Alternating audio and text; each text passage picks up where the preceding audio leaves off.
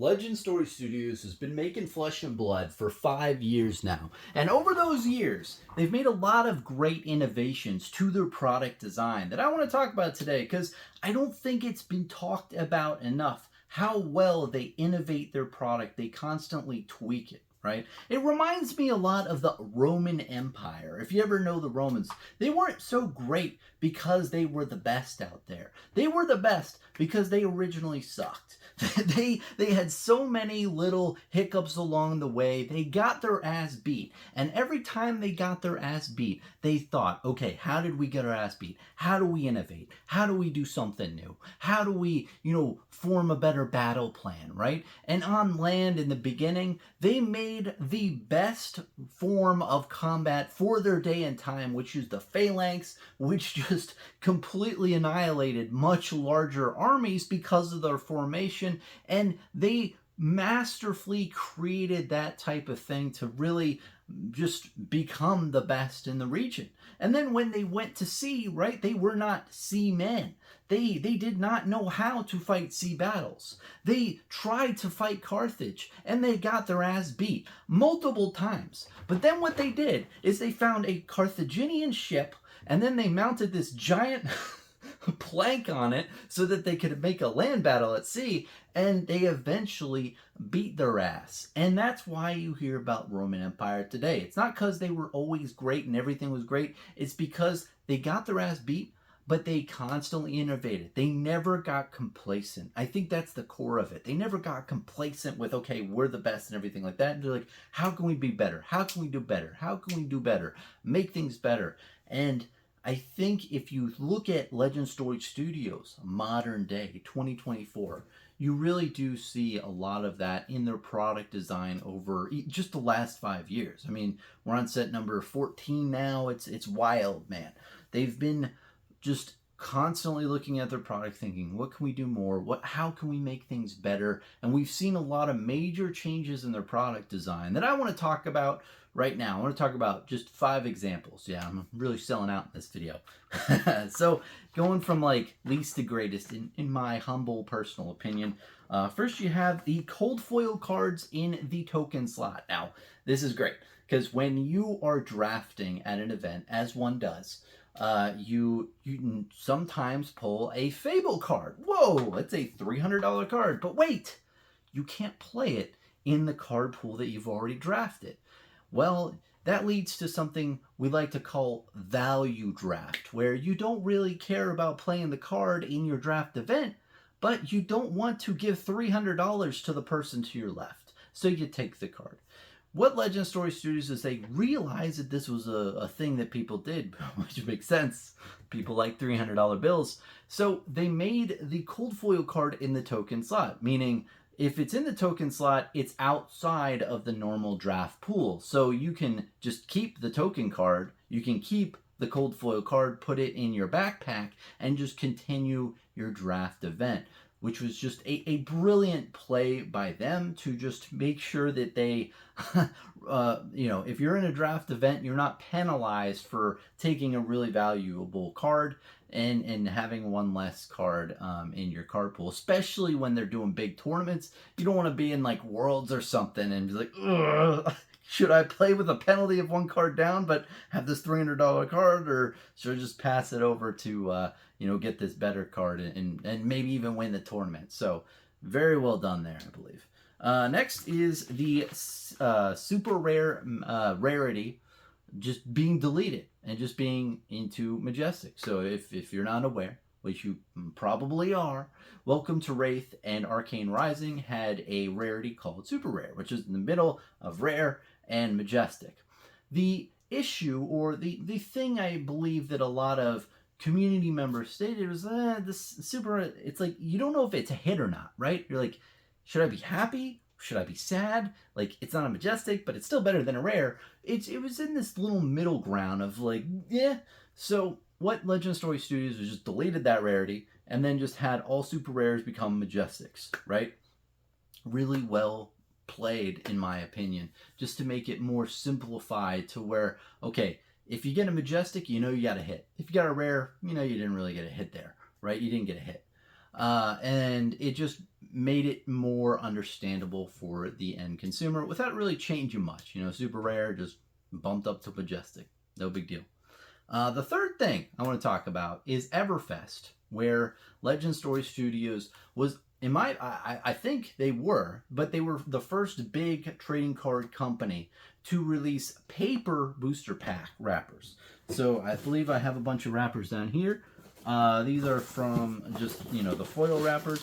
So these are foily wrappers for the booster packs, and they made them paper. Now, this is a really nice thing that they did, of course, to save the environment and everything like that. But the brilliance of this product design escapes a lot of people. It totally escapes them. Because what it secretly did, without anyone noticing, is it fixed a really big problem of repacks. And people don't really like to talk about repacks, and if you don't talk about it, it doesn't exist. But it exists. But with paper packs, it's almost impossible to reseal them. You can reseal them, but it doesn't look as good, right? If you open it up, you definitely notice things. Versus the other packs that I was just showing you, the foily packs, there are possibilities where you can reseal them, and it's a feels bad, right? Paper packs just instantly rip when you open them, and there's not a easily availability to reseal them, which I think this was a really well, you know, timed and really well placed thing that they did at that time, because in that time period I was worried. I was like, oh man, resealing is a big deal. But when that came out and when I opened it, I was like, oh yeah, you can't reseal this. It really did stealthily just fix that problem, and that's why it's like very innovative, but on the down low. And they didn't, you know, publicly say this, but this is just Bronson on the underground letting you know what's up. So number 2, going through this list pretty fast, the expansion slot. Now, essentially, Legend Story Studios Flesh and Blood had supplemental sets, right, which were non-draftable sets. You know, you had Crucible War. It was the first supplemental set, followed by 3 others. Dynasty, and two others. And these sets weren't really enjoyed by the community overall, from a broader sense of you can't draft with it, right?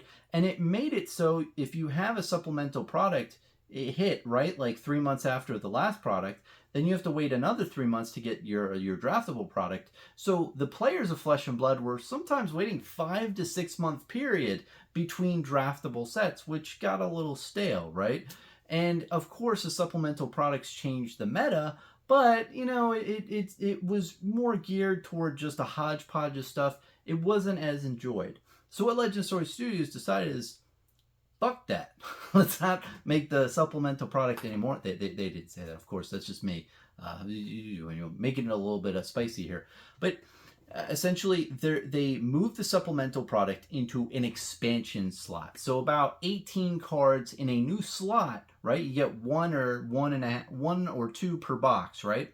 And these are essentially the Majestics that you would have gotten from this expansion slot box, but instead of in the expansion slot box, it's just put over multiple sets and put in this random slot, which is great. So basically now, going forward, all products out there, right?